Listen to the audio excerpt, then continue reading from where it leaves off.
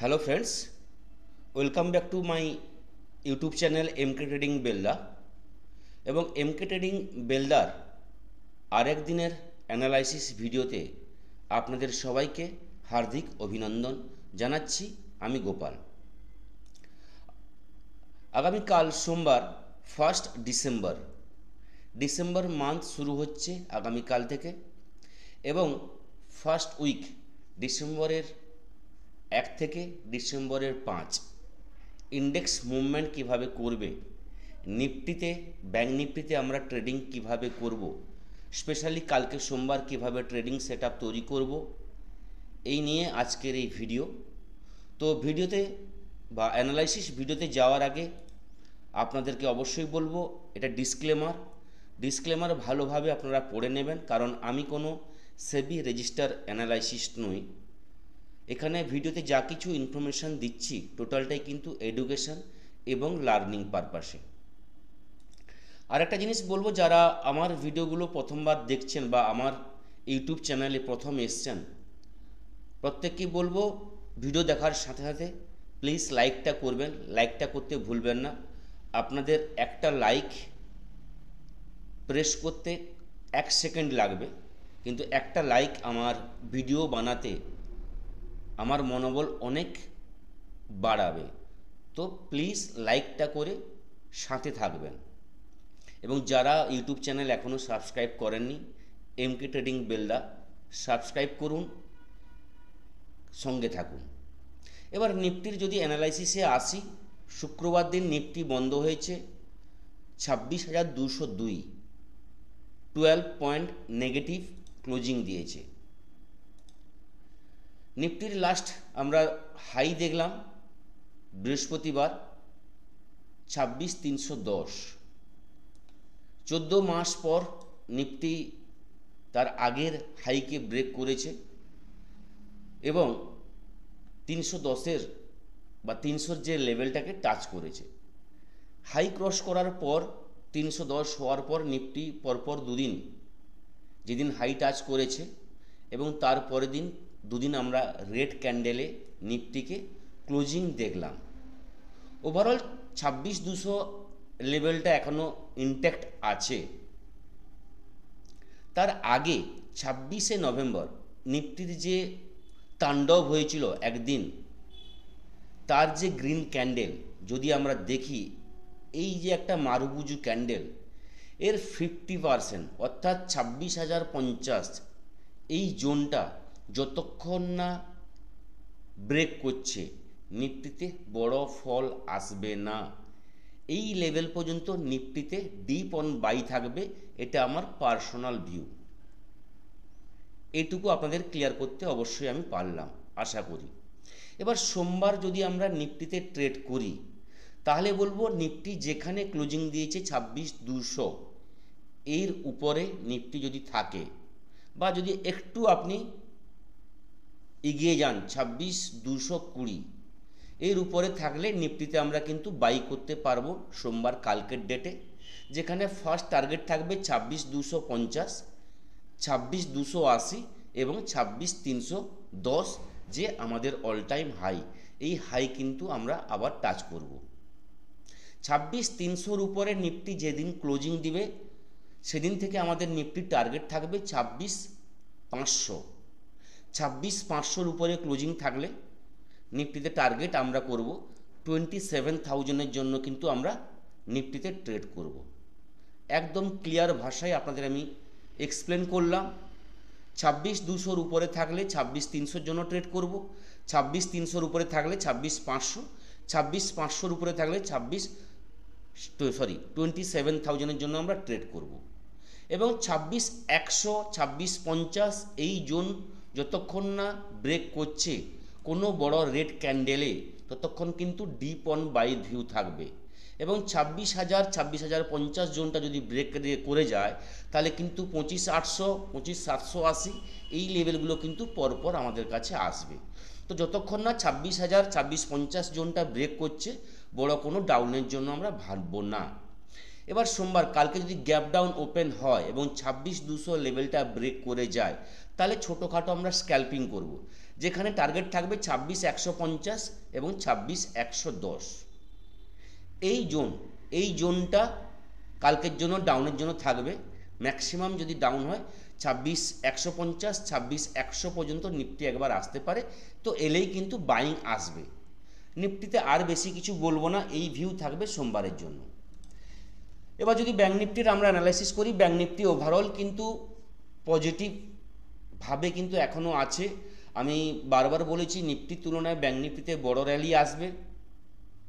Last কয়েকদিন ধরে বলেছি ব্যাঙ্ক নিফটিতে 60,000 এবং 61,000 62,000 লেভেল কিন্তু একটা লেভেল কিন্তু তৈরি হয়ে আছে।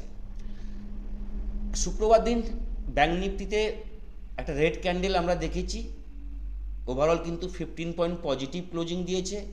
59,752তে ব্যাঙ্ক নিফটি ক্লোজিং দিয়েছে এবং একটা ডোজি টাইপের ক্যান্ডেল কিন্তু টপে আমরা দেখতে পাচ্ছি। তো নর্মাল ভাষায় ডোজি ক্যান্ডেল রুলস অনুযায়ী ডোজি ক্যান্ডেলের উপরে যতক্ষণ না স্টে করতে পারছে ব্যাঙ্ক নিফটি পজিটিভ আসবে না, এবং ডোজি ক্যান্ডেলের নিচে যতক্ষণ না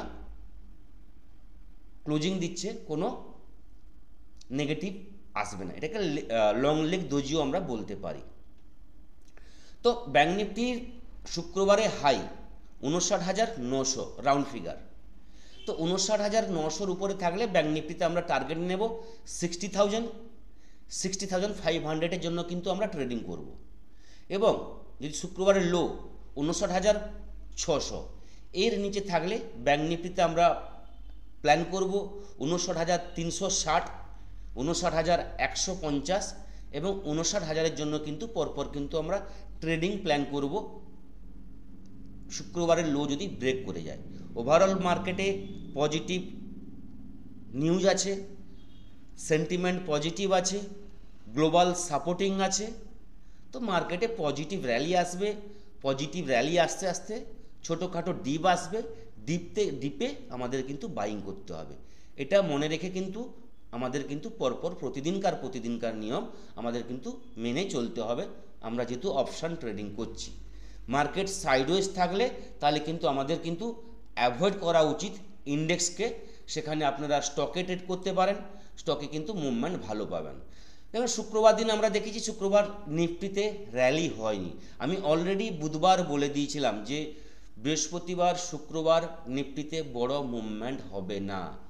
শুক্রবার অলরেডি উইকেন্ড আছে, মান্থলি নভেম্বর মাসের শেষ দিন, শনিবার রবিবার হলিডে আছে। তো শুক্রবার মার্কেট সাইডওয়েজ থাকতে পারে, এটা কিন্তু আগে থেকেই আমি বলে দিয়েছিলাম। আর নিফটিতে শুক্রবার দিন 50-60 পয়েন্ট রেঞ্জের মধ্যে সারাদিন ট্রেড করেছে।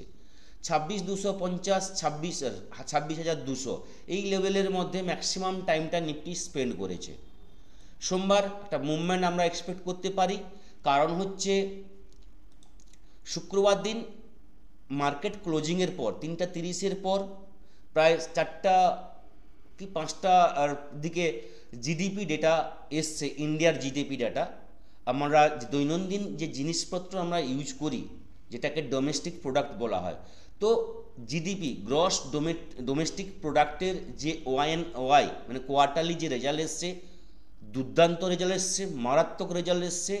যেটা ফোরকাস্ট ছিল, যে আসার কথা ছিল 7.3, প্রিভিয়াস মানে আগের কোয়ার্টারে রেজাল্ট এসেছিল 7.8, আর এই কোয়ার্টারে এক্সপেক্ট সবাই করেছিল বা ফোরকাস্ট হয়েছিল 7.3, সেটা এসছে 8.2। তো যে অনুমান করা হয়েছিল তার তুলনায় অনেক ভালো এসছে জিডিপি ডেটা। তো এটা একটা পজিটিভ নিউজ, পজিটিভ র্যালি করতে নিফটিকে ওভারঅল ইন্ডেক্সকে হেল্প করবে জিডিপি ডেটা। তো এর কারণে সোমবার কালকে মার্কেটে একটা পজিটিভ র্যালি, পজিটিভ মুভমেন্ট আমরা কিন্তু নিফটিতে ওভারঅল মার্কেটে কিন্তু আমরা দেখব। এবার আরবিআই পলিসি আছে, আমি বলেছিলাম যে আরবিআই পলিসি ডিসেম্বরের ফার্স্ট উইকে আছে। তো কিছু নিউজ আমরা শুনতে পাচ্ছি যে রেট কাট 25 বেসিস পয়েন্ট রেট কাট হতে পারে। যদি রেট কাট হয় এটাও একটা পজিটিভ নিউজ, স্পেশালি ব্যাংকিং সেক্টরে। তো যদি রেট কাট হয় এই নিউজটাও কিন্তু, এই নিউজের কারণে মার্কেটে একটা কিন্তু স্টেবল মার্কেট থাকবে কয়েকদিন ধরে, যতক্ষণ না এই নিউজটা প্রপারলি হবে আমাদের কাছে আসছে। এবং এটা যদি সত্যি হয় 25 বেসিস পয়েন্ট যদি রেট কাট হয়, তাহলে কিন্তু আবার একটা বড় আপ র্যালি আমরা ইন্ডেক্সে আমরা কিন্তু দেখতে পাবো। তো আমি লাস্ট উইকে বলেছিলে যে কারেন্ট মানে 3 তারিখ থেকে যে উইকটা শুরু হবে, কাল থেকে যে উইকটা শুরু হচ্ছে ডিসেম্বরের 1 তারিখ থেকে, আসছে 7 থেকে 8টা ট্রেডিং সেশন মার্কেট কিন্তু স্টেবল থাকবে, মার্কেট পজিটিভ র্যালি করার ট্রাই করবে। তো ডিপ অন বাইতে আমাদের কিন্তু মার্কেটে ট্রেড করতে হবে এই কয়েকদিন, কারণ পজিটিভ নিউজ গ্লোবাল সাপোর্ট করছে, তেমন কোনো খারাপ নিউজ মার্কেটে নেই, ওভারঅল পজিটিভ নিউজ আছে। তো পজিটিভ মার্কেটে অ্যাভয়েড করবেন ডাউনে ট্রেড করা, ডাউনে ট্রেড করলে কিন্তু স্ক্যাল্পিং করতে হবে। স্ক্যাল্পিং করুন, 15-20 পয়েন্ট নিয়ে বেরিয়ে যান। ওভারঅল ডিপ এসছে, বড় সাপোর্ট এসছে, সাপোর্টের কাছে বাই করে আপনি আপনার ডেলি টার্গেটটা ফিল আপ করুন। ডেলি টার্গেট হয়ে গেলে টাটা বাই করে সেদিনকার মতো আপনি আপনার ট্রেডিংটা ক্লোজ করুন। এইভাবে কিন্তু ট্রেডিং করুন। তো এই থাকলো কালকের জন্য, স্পেশালি 1 ডিসেম্বরের জন্য আমার পার্সোনাল ভিউ। সবাই ভালো থাকবেন। নেক্সট ভিডিওতে আবার কোনো না কোনো এক্সপ্লেনেশন নিয়ে আসবো। থ্যাংক ইউ, ধন্যবাদ।